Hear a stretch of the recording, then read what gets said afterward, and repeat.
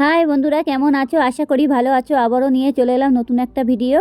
ভালো লাগলে like comment করবেন আর সব বন্ধুদের কাছে ভিডিওটা পুরোপুরি শেয়ার করে দেবেন। পুরোপুরি ভিডিওটা দেখবেন, টেনে টেনে দেখবেন না, তাহলে কিছুই বুঝতে পারবেন না। যাই হোক, আমি এখানে নিয়েছি, দেখতেই পাচ্ছ ছোট ছোট ইলিশ মাছের বাচ্চা।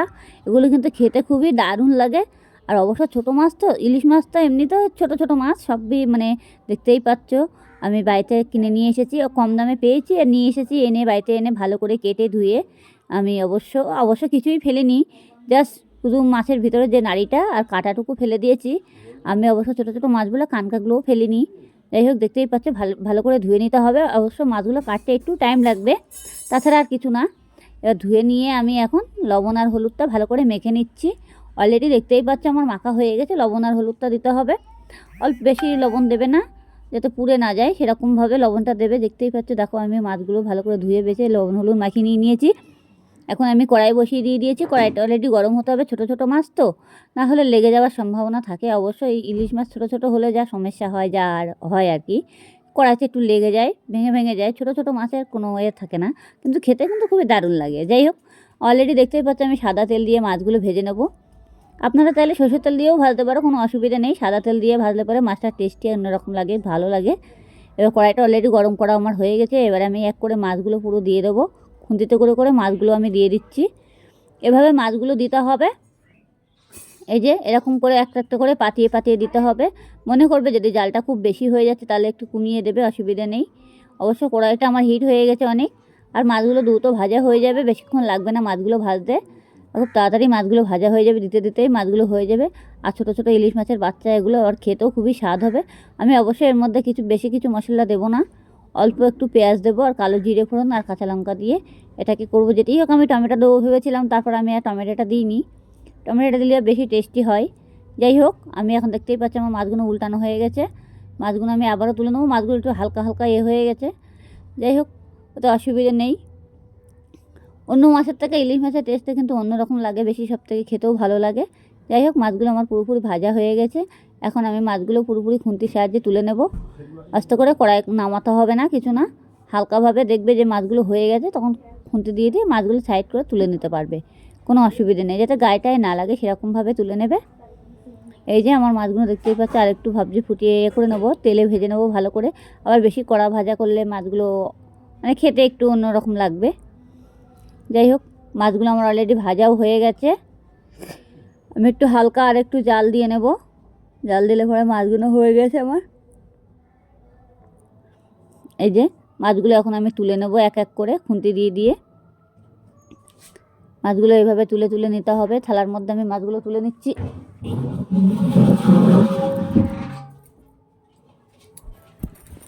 মাছগুলো তুলে নিচ্ছি। এই যে এইভাবে মাছগুলো আমায় তুলে নিতে হবে। আমার যে বাকি মাছটা ছিল সেগুলো আবারও দিয়ে দেবো। এখানে আমি 500 মতো মাছ কিনে নিয়ে এসেছিলাম, ছোটো ছোটো মাছ তো, আর খেতেও কিন্তু খুবই টেস্টি লাগে। যাই হোক, দেখো এই মাছটা আমি আবারও ভেজে নিলাম, নিয়ে এগুলো আমি আবারও তুলে নেব। এভাবে মাছগুলো পরপর পুরো মাছগুলো ভেজে নিতে হবে।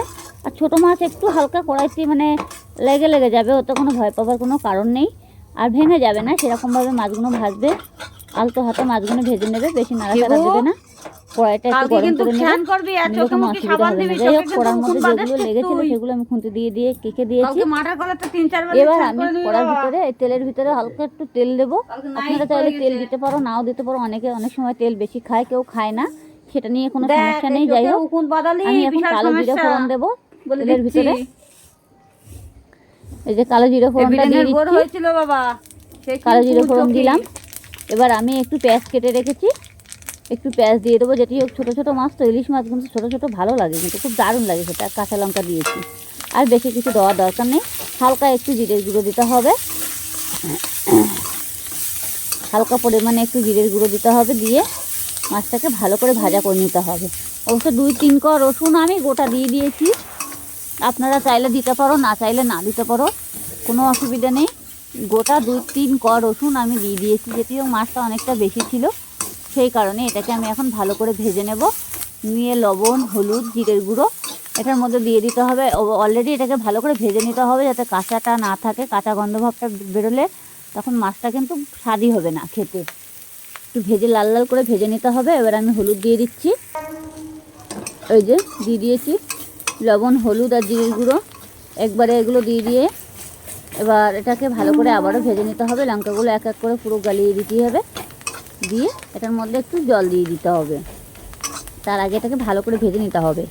অলরেডি আমি আবারও বলছি, এটার মধ্যে বেশি কিছু মশলা দেওয়া লাগে না, হালকা মশলাতে কাজ পুরো কমপ্লিট হয়ে যাবে। আপনারা ঘরে বসে চেষ্টা করুন ছোটো মাছ দিয়ে কীভাবে ইলিশ মাছের ঝাল করবেন, তাহলে দেখে নিতে পারবেন। যাই হোক, এখন এটা আমার হয়ে গেছে, এখন আমি জল দিয়ে দিচ্ছি। এবার জল যেটুকু দেবে, আপনারা যদি মনে করবেন ঝোল করবেন করতে পারবেন, যদি বলবেন না ঝোল করব না, মাখা মাখা করবো, সেটাও করতে পারো, কোনো অসুবিধা নেই। যাই হোক, আমি এটাকে বেশি জল দিলাম না, কেন এটা আমি একটু মাখা মাখা মতো করবো, বেশি ঝোল করব না। ছোটো ছোটো মাছ তো একটু মানে চচ্চড়ি টাইপের করবো, খেতেও কিন্তু খুবই স্বাদই হয়, মানে এত সুন্দর হয় এই রেসিপিটা। ঘরে বসে আপনারা একবার চেষ্টা করে দেখুন, তাহলে বুঝতে পারবেন ইলিশ মাছের বাচ্চা দিয়ে একদম ইলিশ মাছের বাচ্চাগুলো খেতে এত টেস্টি হয়, কি বলবো আপনাদের। ছোটো ছোটো মাছ তো খেতে খুবই ভালো লাগে, আর এই শীতের সময় তো ছোটো মাছ খাওয়া ভালো, কিন্তু অনেক সময় ছোটো ছোটো মাছ খায় না, কাটা থাকে বেশি, তার জন্য আমাদের অবশ্য ছোটো ছোটো মাছ বেশি নেওয়া হয় না। তাও এই দেখো মাছগুলো ভেজে নিয়েছিলাম, এই যে মাছগুলো এখন আমি ঢেলে দিয়েছি, দেখতেই পাচ্ছ বেশি ঝোল দেওয়া নেই। আপনারা যদি মনে করবেন যে বেশি একটু ঝোল দেবে, তাহলে জলটা একটু বেশি দিতে পারো, কোনো অসুবিধা নেই। এবার আমি মাছটাকে ভালো করে ঢেকে দেবো কিছুক্ষণের জন্য। আমি আবারও মাছটা ভালো করে ফুটিয়ে নেব।